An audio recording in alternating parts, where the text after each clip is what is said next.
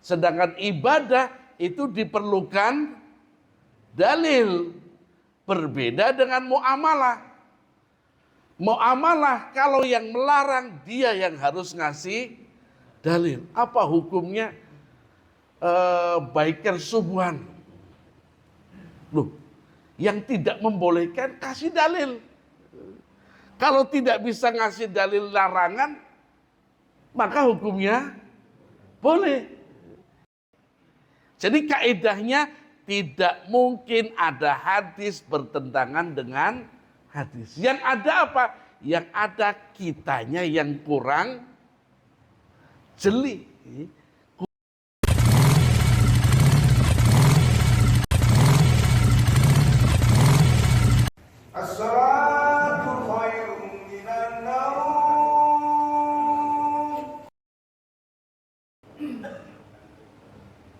Assalamualaikum warahmatullahi wabarakatuh.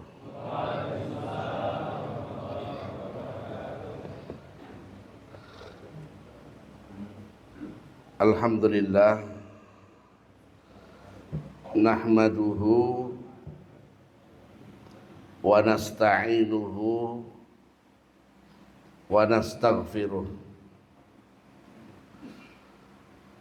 wa na'udzu billahi min syururi anfusina wa sayyiati a'malina. Man yahdihillahu fala mudhillalah wa man yudlil fala hadiyalah. Asyhadu an la ilaha illallah wahdahu la syarikalah wa asyhadu anna Muhammadan abduhu wa rasuluh arsalahu bil haqqi basyiran wa nadhiran baina yaday sa'ah. Man yuti'illaha wa rasulahu faqad rasyad wa man ya'sillaha wa rasulahu fala yadurru illa nafsah wa la yadurrallaha syai'a amma ba'du. Jamaah salat subuh azani Allah wa iyyakum. Pada kesempatan pagi hari ini kita akan melanjutkan kembali kajian kitab Salatul Mu'min karya Fadilatul Syekh Dr. Sa'id bin Wahab Al-Qahtani rahimahullahu ta'ala. Pada kesempatan pagi hari ini, bab yang akan kita bahas masih pada bab Salatut Tatawwu'. Bab tentang hukum-hukum yang berkaitan dengan salat tatawwu' atau salat-salat sunnah. Pada kesempatan yang lalu di bulan Mei, kita sudah membahas tentang salat rawatib. Salat rawatib. Rawatib artinya yang selalu dibuat sebagai rutinitas, yaitu mendampingi salat fardu. Dan salat rawatib dibagi menjadi dua, ada rawatib muakkadah dan ada rawatib ghairu muakkadah. Rawatib yang ditekankan dan ada rawatib yang tidak ditekankan. Jumlahnya adalah 22 rakaat.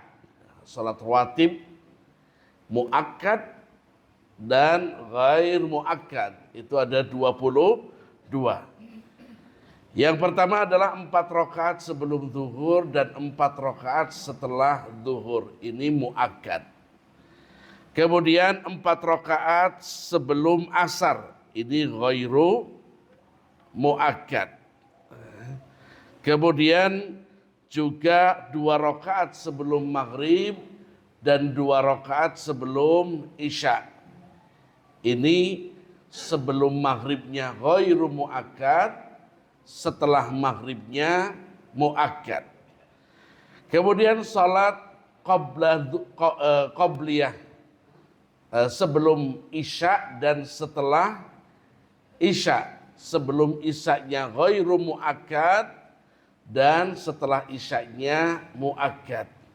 Dan yang terakhir kemarin kita bahas tentang 2 rakaat sebelum subuh yang memiliki keutamaan yang luar biasa.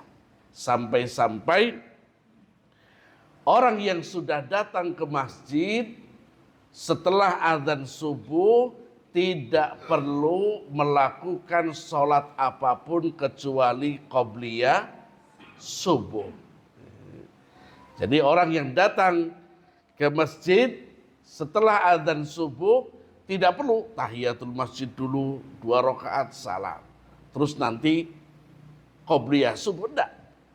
Tidak ada sholat antara azan dan iqamah di waktu subuh kecuali 2 rakaat sholat qobliyah subuh, atau yang biasa dikenal dengan 2 rakaat sholat sunnah fajar.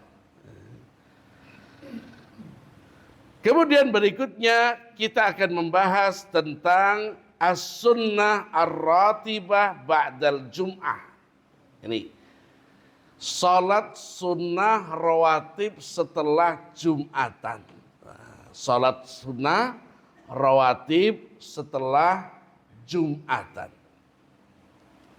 Karena beda antara salat Jumat dengan salat zuhur. Salat Jumat dengan salat zuhur. Sehingga di sini para ulama apakah boleh menjamak salat Jumat dengan salat asar. Nah ini khilaf di antara para ulama tentang kenapa? Karena di antara yang membolehkan boleh salat Jumat. Misalkan kita musafir, sholat Jumat dijamak qashar dengan asar. Para ulama yang membolehkan dalam hal ini dengan alasan qiyas atau analogi, analog. Apa qiyasnya? Mengkiaskan sholat Jumat dengan zuhur. Kalau zuhur dengan asar saja boleh dijamak, maka sebaliknya atau sama, sholat Jumat juga boleh dijamak dengan asar. Tapi para ulama yang memandang Jumat itu bukan sholat zuhur, Jumat itu hukum tersendiri, maka sebagian ulama tidak membolehkan menjamak sholat Jumatan dengan sholat asar. Apa alasannya? Apa dalilnya? Dalilnya karena tidak adanya dalil. Dalilnya apa? Karena tidak ada dalil. Nabi mencontohkan Jumatan jamak dengan asar. Tidak ada contohnya. Tidak ada dalilnya. Sedangkan ibadah itu diperlukan dalil. Berbeda dengan muamalah. Muamalah kalau yang melarang dia yang harus ngasih dalil. Apa hukumnya baikan subuhan? Loh, yang tidak membolehkan kasih dalil. Kalau tidak bisa ngasih dalil larangan, maka hukumnya boleh. Jadi dalam urusan muamalah, dalam urusan selain ibadah, maka orang yang melarang dia yang harus memberikan dalil. Tapi dalam ibadah, orang mengerjakan ibadah harus ada dalil. Mana contohnya Rasulullah melakukan hal semacam itu? Apa dalilnya? Itu dalam urusan ibadah. Nah ini sholat Jumat, Rasulullah apakah mendapati sholat Jumat? Tentu Rasulullah Jumatan terus setiap minggunya. Adakah riwayat yang menyebutkan bahwa Rasulullah sholat Jumat dijamak dengan asar? Tidak ada riwayat. Maka pendapat yang kedua ini mengatakan tidak boleh menjamak Jumatan dengan asar. Kenapa? Karena Jumat itu hukum berbeda, zuhur hukum berbeda. Jumatan itu bukan sholat zuhur. Apa bedanya? Jumatan 2 rakaat. Asar 4. Jumatan harus ada khutbah Jumat. Sedangkan zuhur tidak ada khutbah zuhur. Jumatan disunahkan untuk mandi besar, pakai parfum. Zuhur tidak ada seperti itu. Nah, ini salah satu membuktikan bahwa saya zuhur dengan Jumatan itu berbeda. Sehingga kalau kami lebih memilih kalau musafir tidak usah Jumatan, kalau mau jamak dengan asar. Malah jelas boleh zuhur dengan asar. Tapi kalau kita milih sholat Jumat, ya itu resikonya. Kalau mau ikut pendapat yang boleh, ya silakan menjamak zuhur Jumatan dengan asar. Qala al-muallif rahimahullahu taala as-sunnatur ratibatu ba'dal jumu'ati arba'a raka'atin. Salat rawatib setelah Jumat itu ada 4 rakaat. Jumlahnya ada 4 rakaat. Ini ba'dal jumu'ah. Setelah Jumat. Pertanyaannya, adakah salat rawatib qoblal Jum'ah? Adakah salat rawatib sebelum Jumat? Karena kemarin saya dengar waktu Idul Adha ada yang sholat sunnah sebelum Idul Adha di Sendang Mulyo. Saya adalah Ustaz kemarin di Sendang Mulyo lapangan Tiban ada yang sholat rawatib qoblal Idul Adha. Wah, ini viral ini. Kalau ada yang tahiyatul maidan, tahiyat lapangan. Tahiyat lapangan. Dan ini betul katanya ada yang melakukan sholat seperti itu. Nah.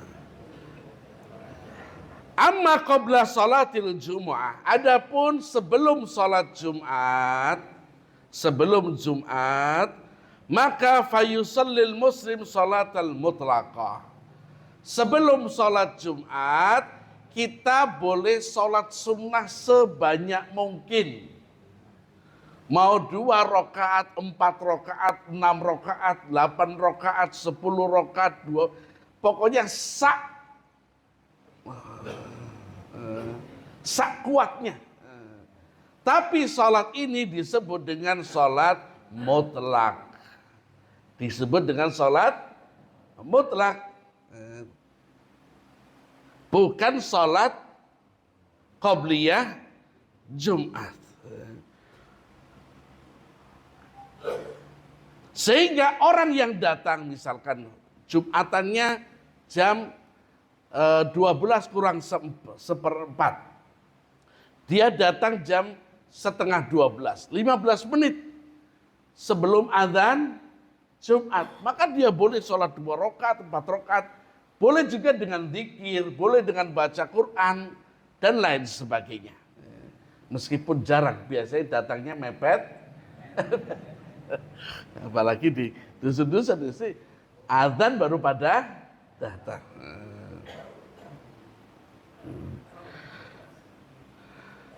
Maka silakan boleh sholat sunnah apapun sebelum azan Jumat, seberapapun, sampai imam naik mimbar. Dan ini disebut dengan sholat sunnah mutlak. Adapun dalilnya, itu tadi. Kalau ibadah, gak boleh Ustadz Waton ngomong, ini harus zikir seperti ini, harus ini, tanpa ngasih dalil. Dan jamaah harus mulai cerdas. Kalau ada Ustadz yang ngajarkan seperti ini, nanya, Ustadz dalilnya mana? Itu bukan kurang ajar.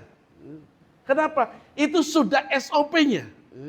Kalau Ustadz ngasih ceramah mewajibkan mensunnahkan amalan-amalan ibadah, yang harus disertakan adalah apa dalilnya.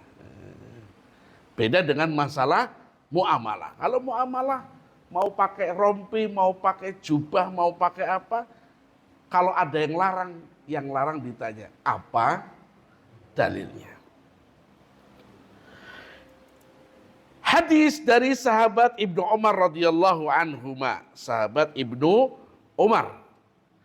Sebagaimana yang diriwayatkan oleh Al-Imam Al-Bukhari.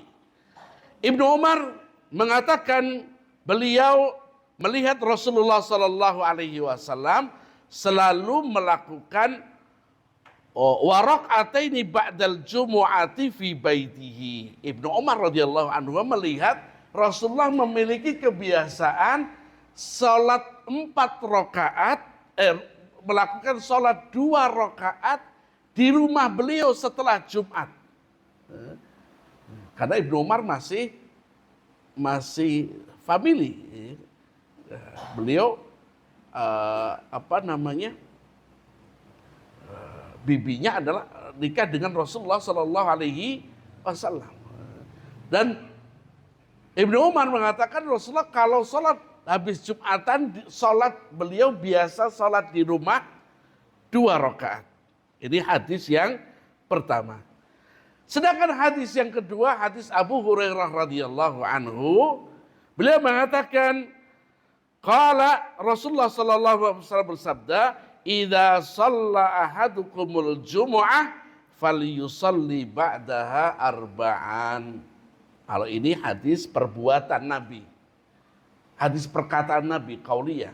Nabi mengatakan, apabila kalian sholat Jumat, maka hendaklah kalian sholat setelahnya 4 rakaat. Tadi hadis Abu Hurairah menjelaskan Nabi mengatakan sholat Jumat, ba'diyah Jumat itu 4 rakaat. Sedangkan dalam hadis Ibnu Umar radhiyallahu anhu, beliau sholat di rumah hanya 2 rakaat. Apakah hadis ini bertentangan? Hadis ini sama-sama sahih. Apakah hadis ini bertentangan? Tidak. Maka dalam ilmu hadis, jika ada 2 hadis bertentangan, maka sejatinya kaidah yang harus dipakai adalah tidak ada pertentangan antara hadis dengan hadis. Sebagaimana tidak ada pertentangan antara Quran dengan hadis. Kan enggak profesional. Allah ngasih Quran seperti ini, terus hadisnya berbeda. Jadi tidak mungkin Quran berlawanan dengan hadis, atau hadis yang satu berlawanan dengan hadis yang lain. Itu mustahil. Jadi kaidahnya tidak mungkin ada hadis bertentangan dengan hadis. Yang ada apa? Yang ada kitanya yang kurang jeli, kurang meneliti. Sehingga kalau ada hadis bertentangan dengan hadis seperti ini. Abdullah bin Umar mengatakan Nabi sholat rawatib ba'diyah Jumat 2 rakaat di rumah. Sedangkan Abu Hurairah mengatakan Nabi pernah mengatakan sholat rawatib ba'diyah Jumat itu 4 rakaat. Seolah-olah bertentangan. Sebenarnya tidak bertentangan. Maka para ulama ada yang namanya thariqatut ijma'. Jadi menggabungkan. Jadi digabungkan. Apa itu? Kata para ulama, salah satunya adalah kalau orang sholatnya di masjid, berarti 4 rakaat. Sebagaimana hadisnya Abu Hurairah. Tapi kalau sholatnya di rumah, 2 rakaat, sebagaimana hadis Ibnu Umar radhiyallahu anhu. Jadi hadis ini tidak bertentangan sama sekali. Sehingga waqtalafa ahlul ilmi, para ulama mengatakan bahwasannya thariqatul jama', diambillah cara menggabungkan 2 pendapat ini, Yaitu satu, para ulama mengatakan jika salah satunya adalah Ibnu Qayyim al-Jauziyah mengatakan, Ibnu Qayyim al-Jauzi mengatakan kalau orang sholat ba'diyah Jumatnya di masjid, maka sholatnya 4 rakaat. Sebagaimana hadis Abu Hurairah. Tapi kalau orang sholat ba'diyah Jumatnya di rumah, maka sholatnya 2 rakaat. Sebagaimana hadis Ibnu Umar. Itu cara pandang para ulama. Tapi ada yang mengatakan cara pandang yang beda lagi. Tidak harus seperti itu. Tidak harus di masjid dan tidak harus di rumah. Yang penting apa? Sholat ba'diyah Jumat itu minimal 2. Minimal 2. Jadi mau sholat di rumah, mau sholat di masjid itu minimal 2.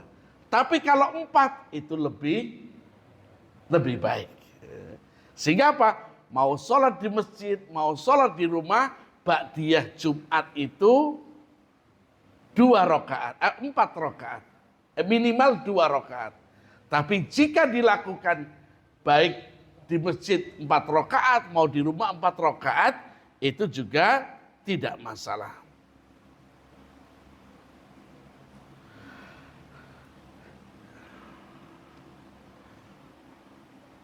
Adapun tadi disebutkan bahwasanya Jumatan ini tidak ada qobliyah Jumat. Sebagaimana hadis Salman Al-Farisi radhiyallahu anhu, beliau mengatakan qala Rasulullah sallallahu alaihi wasallam, Rasulullah SAW bersabda, la yaghtasilu rajulun yaumal jumu'ati. Tidaklah seorang muslim yang mandi di hari Jumat. Ini para ulama ada yang mengatakan mandi hari Jumat itu hukumnya wajib. Hukumnya wajib. Ada yang mengatakan mandi Jumat itu hukumnya sunnah. Tapi cara mandinya ini yang disebut dengan mandi besar. Cara mandinya adalah mandi besar. Bahkan dalam hadis ada yang disebutkan man ghassala waghtasala. Ini bagaimana Nabi kalau ngasih instruksi itu sangat-sangat luar biasa. Beliau mengatakan man ghassala waghtasala. Barang siapa yang mandi di hari Jumat, waghtasala, kata para ulama, waghtasala itu membuat istrinya juga ikut mandi. Artinya apa? Ya berarti berhubungan suami istri. Man ghassala waghtasala. Barang siapa yang mandi dan membuat istrinya mandi di hari Jumat. Barang siapa seorang muslim yang mandi di hari Jumat, wa yatatahharu mastata'tu minat tuhri. Lalu dia memakai minyak wangi. Ini adab. Adab ketika Jumat. Selain mandi, mandinya bagaimana? Mandinya itu kalau bisa mendekati sholat Jumat. Kenapa? Karena supaya saat Jumatan seger. Nah kalau mandinya jam 7, jam 11 ya wis gembloblas. Jadi mandinya itu sebaiknya qoblal Jumat. Supaya apa? Supaya saat mendengarkan khutbah itu dia tidak ngantuk. Meskipun tetap aja. Salah satu kehebatan Jumat itu adalah sirap. Apalagi kalau khotibnya datar-datar. Moco moco tek ya ditinggal tidur jamaahnya. Makanya dalam ilmu dakwah, Rasulullah SAW dikatakan oleh para sahabat itu, kalau beliau berkhutbah, ikhmarrat ainahu. Jadi disebut dengan ikhmarrat ainahu. Beliau itu kalau khutbah, beda dengan ceramah. Ceramah dagelan buat apa-apa, ceramah. Tapi kalau Jumat, itu beliau ikhmarrat ainahu ka'annahu mundiru jaish. Beliau itu kalau khutbah, itu matanya merah seperti panglima perang yang sedang menyiapkan pasukan. Jadi tidak bisa khutbah Jumat seperti Bapak Ibu yang saya muliakan, alhamdulillah, nggak bisa. Dan khutbah itu intinya apa?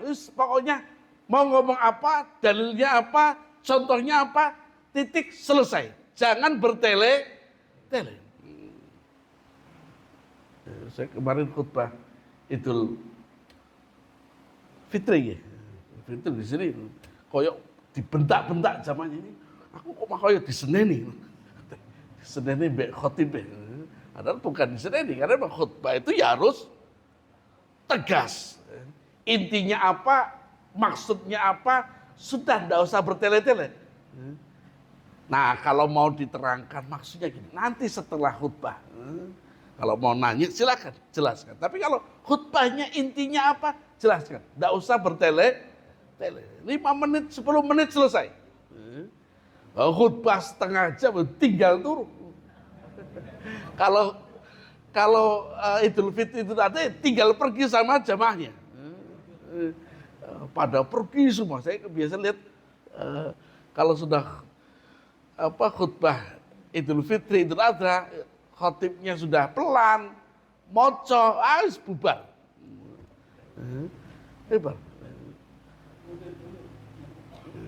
Maka dari adabnya adalah mandi di hari Jumat, wa yatatahhar, dan bersuci sebisanya, wa yudahhinu min dahnihi aw yamassu min tibi baitihi. Pakai minyak rambut dan minyak wangi. Tsumma yakhruju fala yufarriq bainal itsnain. Masuk masjid dan tidak ada orang duduk, 2 orang terus di kapak ini gitu. Nyelan, ini tidak boleh. Yang terakhir belakang. Itu sudah SOP-nya seperti itu. Kalau terlambat ya silakan duduk belakang. Tapi saya RT loh, mau RT, RW, nggak ada peduli. Sama seperti di Mekah. Kami ingat dulu ada jenderal waktu itu Panglima beliau, jenderal di orang Jogja tapi. Jadi waktu beliau haji, ya namanya orang Jogja mau jenderal kan ya ke Raudhah. Dulu Raudhah belum ditutup seperti sekarang. Tadi orang masih rebutan. Beliau itu mau ke Raudhah, tapi pamitnya gini. Permisi. Kata temannya. Dan di sini jangan kayak gitu. Loh, gimana? Gini loh caranya. Pegang kepalanya nih, langkai. Tapi bukan Jumatan ini. Bilangnya. Kata jenderal, enggak marah tak? Enggak. Coba. Begitu coba, oh iya ternyata dipegang kepalanya orang Arab itu enggak marah. Akhirnya belum kebiasaan itu. Pegang kepala gitu. Akhirnya dapat di depan. Begitu lagi habis sholat, habis dikit, beliau doa. Pas lagi doa dipegang kepalanya. Beliau mau marah. Waduh, kepalaku dipegang. Kata ini, jangan marah, kamu tadi sudah pegang banyak kepala.